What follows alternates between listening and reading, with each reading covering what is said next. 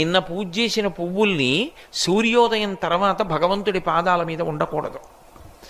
అందుకని ధర్మపత్ని భార్య ఎందుకుంటుందో తెలుసా?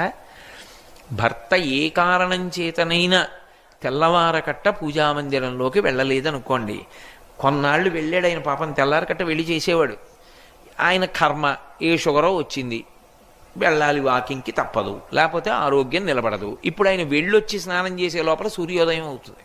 సూర్యోదయం అవడానికి ముందు వెళ్ళొచ్చి స్నానం చేసి వచ్చి ఎలా వెళ్తాడు? అంత కటిక చీకట్లో కుక్కల మీద పడిపోయి వాళ్ళ రైపోను. అప్పుడు ఎవరు చేస్తారంటే ధర్మపత్ని చేస్తుంది. ఆవిడ స్నానం చేసి నిర్మాల్యం తీసేస్తుంది. అలక్ష్మిని వచ్చేట్టు చేస్తాయి ఉగ్రభూతాలు.